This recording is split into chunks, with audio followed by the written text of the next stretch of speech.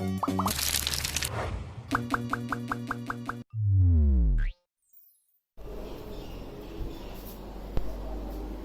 મિત્રો, હું અશોક સર. આજે આપણે બહુલકના દાખલાનો અભ્યાસ કરવાના છીએ અને બહુલકના દાખલા આપણે ગયા લેક્ચરમાં પણ ભણી ગયા. પરંતુ આજે આપણે જે ભણવાના છીએ એ બહુલકના દાખલા કઈ રીતે, તો કે આલેખની મદદથી. એવી રીતે આપણે બહુલક શોધવાના છીએ. તો બહુલક આલેખ દ્વારા પણ શોધી શકાય છે, એ આપણે ગુણમાં શીખી ગયા, એના ફાયદામાં શીખી ગયા. આટલા દાખલા છે. ઉદાહરણ 37, 38, 3.5 માં પાંચમો છઠ્ઠો, ઈ માં છઠ્ઠો, એફ ની અંદર પાંચમો આઠમો, આટલા દાખલાઓ છે. મિત્રો, બે પ્રકારના દાખલા છે. એક તો નિવારક અને બીજું અનિવારક. નિવારક હોય તો શું કરવું અને અનિવારક હોય તો શું કરવું, અને એ પણ પાસે એમાં બે પાર્ટ પડે. કેવી રીતે, તો કે સમાન વર્ગ લંબાઈ હોય તો કોઈ પ્રોબ્લેમ નથી. વર્ગ લંબાઈ કેવી હોય? સમાન, તો કોઈ પ્રોબ્લેમ નથી. પરંતુ અસમાન વર્ગ લંબાઈ હોય તો પાછા એમાં થોડી ગણતરી કરવી પડે છે. એટલે કે ત્રણ પ્રકારના ગ્રાફ પૂછાય છે. હવે હું તમને અનિવારક શીખવાડું એટલે તમને નિવારક આવડી જાય એવું છે. ચલો પહેલું કામ કરીએ આપણે. ઉદાહરણ 37 અને 38 જોઈએ જરા. ઉદાહરણ નંબર 37 કાઢો. 37 નંબરમાં ખાલી બેઠકોની સંખ્યા અને બસોની સંખ્યા આપેલી. જો એમાં નિવારક છે કે અનિવારક, તો કે 1 થી 4, 5 થી 8, 9 થી 12, 12 હોય તો પાછું 13 થી 16, 16 છે તો પાછું 17 થી 20. આવું અસમાન કે સમાનની વાત નથી. વર્ગ લંબાઈ તો સમાન જ છે, પણ અનિવારક છે. તો જ્યારે અનિવારક હોય ત્યારે તમારે એને નિવારકમાં ફેરવી દેવાના. પછી નિવારકની રીતે હું શીખવાડું છું અત્યારે, આટલું જ યાદ રાખવાનું. અનિવારક છે 1 થી 4, તો 0.5 બાદ કરો. 1 માંથી 0.5 બાદ કરો તો 0.5 થી 4.5. જો નીચે બનાવેલું છે, નિવારક બનાવેલું છે, જો જરા. 4.5 થી 8.5, 8.5 થી 12.5, 12.5 થી 16.5, એ તમને આવડે છે. તો નિવારક તો હું તમને શીખવાડું. અનિવારક હોય તો તમારે નિવારકમાં ફેરવી દેવાના, એટલે બે તમને આવડશે. એટલે આ બંને એક થયું. પછી અસમાનનું શીખવાડવાનું રહે. તો તમને અત્યારે અનિવારક છે ને નિવારકમાં ફેરવી દીધા. હવે આ દાખલો કોના જેવો થયો, તો કે ઉદાહરણ 37 છે એની પહેલા એક ગ્રાફ છે. ઉદાહરણ 36 નથી, પણ એક રકમ આપી એક્સ્ટ્રા. કઈ? 20 થી 40, 40 થી 60, 60 થી 80, 80 થી 100 અને 100 થી 120. તો સમ જો વર્ગ લંબાઈ નિવારક થઈ છે ને, નિવારક. અને ઉદાહરણ 37 એ અનિવારક છે. અનિવારકને નિવારકમાં ફેરવી દીધા. તો આ અને આના આગળનો બંને કેવા થયા? સરખા થયા. તો ચલો પહેલું કામ વર્ગો જોવાના, કે વર્ગ ક્યાંથી ચાલુ થાય, તો કે 0.5 થી લઈ અને 24.5 સુધી જાય છે. તો આપણે નીચે જે x સ્તંભ બનાવવાનો થશે,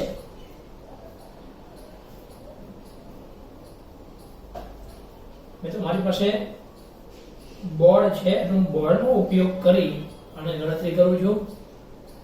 અને આવૃત્તિ અહીંયા x અક્ષ ઉપર અહીંયા બનાવીશું, અહીંયા y અક્ષ. તો y ઉપર આપણે આવૃત્તિ લેવાના છે. બસોની સંખ્યા કેટલી છે? સૌથી વધુ 19 છે. તો 19 છે તો આપણે 5 5 નો ગેપ લઈએ, 5 10 15, તો 4 ઓલામાં દાખલો પતી જાય. 2 2 નો ગેપ લઈએ માનો કે. તો આપણે 20 થી ચાલુ કરીએ. આ y અક્ષ છે, 20, 18, 16. જો તમારા મિત્રો આમ લેવો, તો મને ગ્રાફ કેવડો બનાવો એટલા માટે. 12, 10,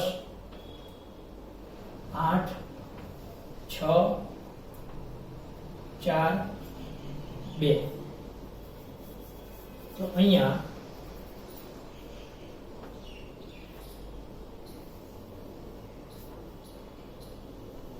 એક અક્ષ લઈ લઈશું.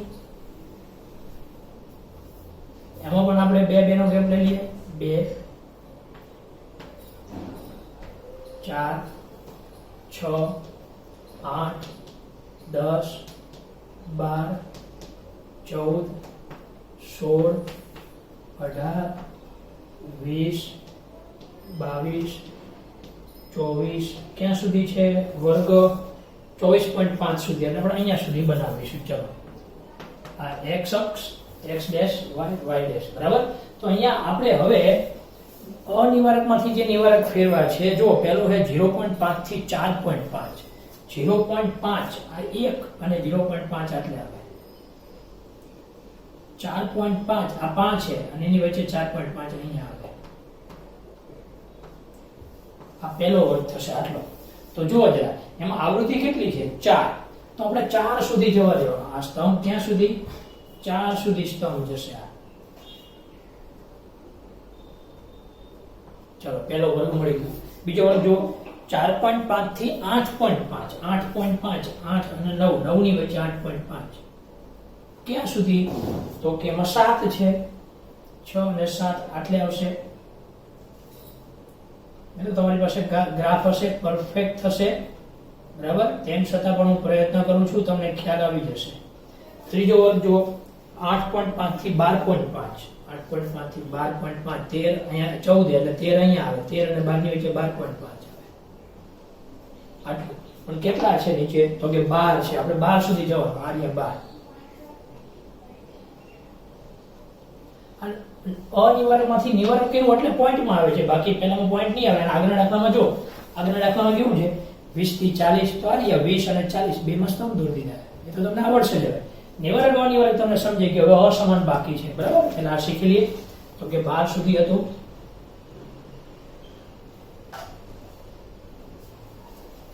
ચલો આગળ વધીએ. 12.5 થી 16.5 16.5 17 ની વચ્ચે 16.5 કેટલા છે અંદર 16.5 માં 19 19 18 ને 19 આટલે આવશે. અંદાજિત લગાવું છું મિત્રો.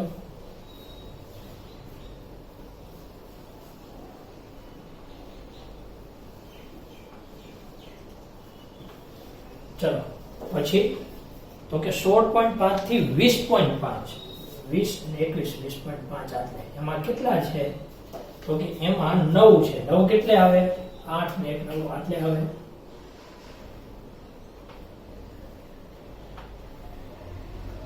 બરાબર. ચલો આગળ વધીએ. પછી 20.5 થી 24.5 આટલે આવે. કેટલા છે અંદર 3 3 2 ને 1 3 આટલે આવશે બરાબર. આનું જરા ફરીથી 8 ને 9 9 હતા ને 8 ને 9 આટલા વર્ગો દોર્યા પછી એના સ્તંભ દોરી દેવાના જે બધાને આવડશે. અનિવારક હોય તો એ પ્રમાણે નિવારક હોય તો એ પ્રમાણે. સ્તંભ તો બધાને દોરતા આવડશે. ખાલી અહીં ધ્યાન રાખવાનું. માનો કે આવું હોય 4 થી 6 તો આનો વર્ગ બનાવે 6 થી 10 હોય તો આટલો બનાવે 10 થી 14 હોય તો આટલો બનાવે. જે છે એ પ્રમાણે અને અહીંયા આવૃત્તિ લેવાની. આ નીચે શું લીધું આપણે નામ લખી દેવાનું. અહીંયા શું હતું તો કે ખાલી બેઠકોની સંખ્યા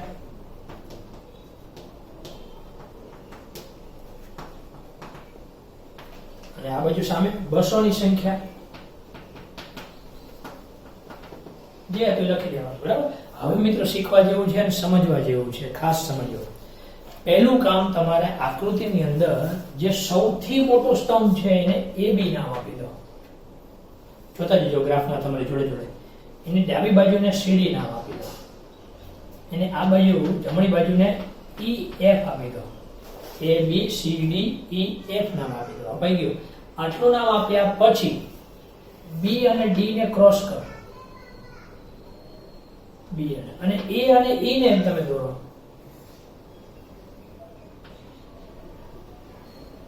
આ એ અને ઈ ને થઈ ગયું. જે ક્રોસ પડ્યો એને નામ પી આપી દો. હું જે બોલું છું એ તમે લખી શકો. સમજી દેવા ચોપડી વાર અહીંયા આગળના લખે છે પણ ન લખો તો પણ ચાલશે. બાકી તમે લખી શકો કે સૌથી મોટા સ્તંભને એ બી આપો. જેના બાજુને સીડી આપો. આ બાજુ ઈ એફ આપો. એ અને ઈ રેખા દોરો.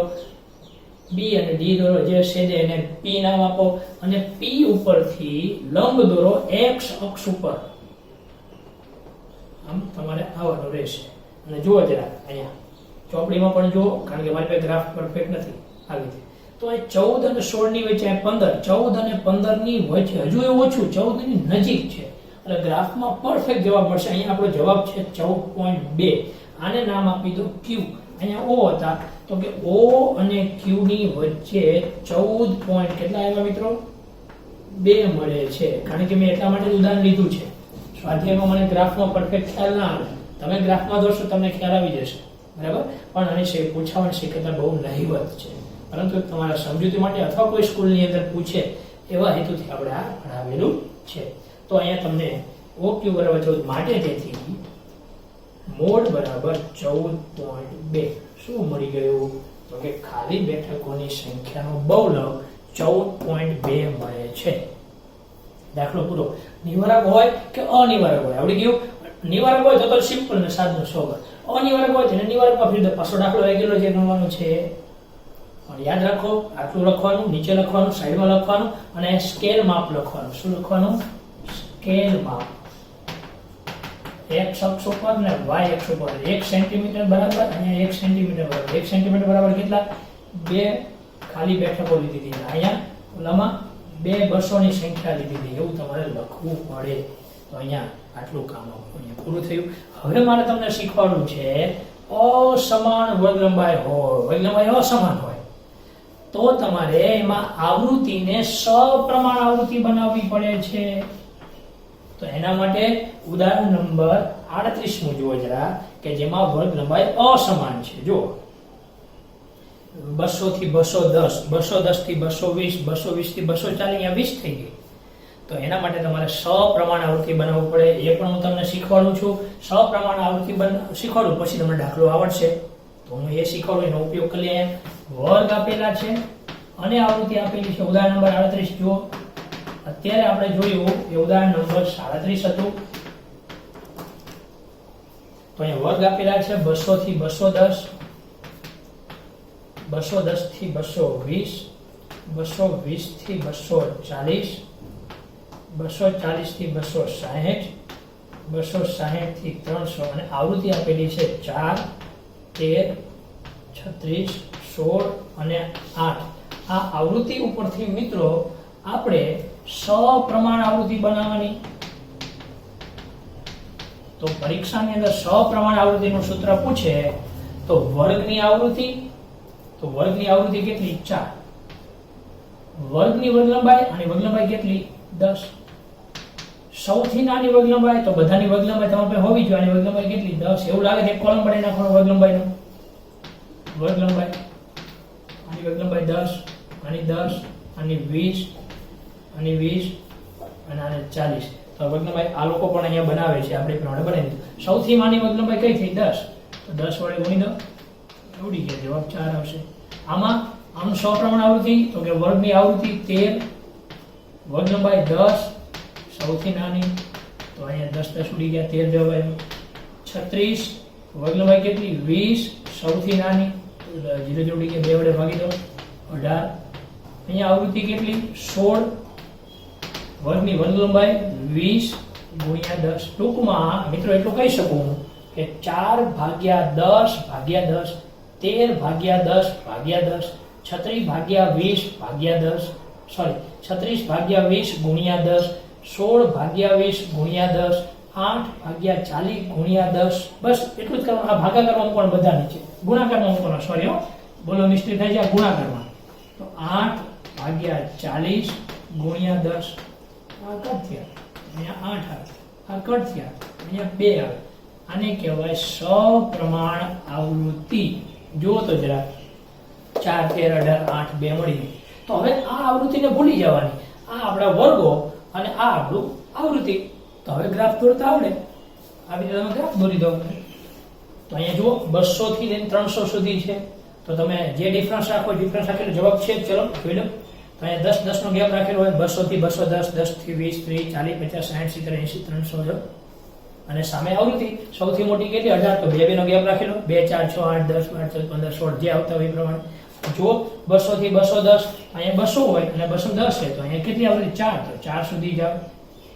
હવે જે અમે શીખવાડ્યું એ જ પ્રમાણે અહીંયા ગ્રાફ થશે. ખાલી મારે તમને એટલું સમજાવવાનું હતું. નિવારક તો આવડે, અનિવારક તો નિવારકમાં ફેરવો, અસમાન વર્ગ લંબાઈ તો એનું સપ્રમાણ આવૃત્તિ બનાવી દો. બાકી દાખલો નિવારક કે અનિવારક જે હોય એને ફોલો થાવ.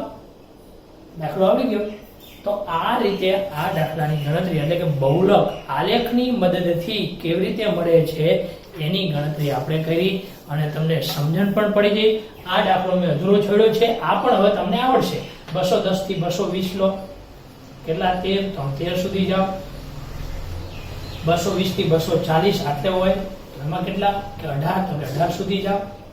240 થી 260 જેટલું હોય એટલું જાઓ. એમાં 8, તો 8 સુધી જાઓ.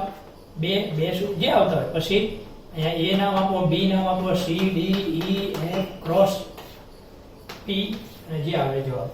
તો આ રીતે તમને ગ્રાફ મળી રહેશે અને આવડશે.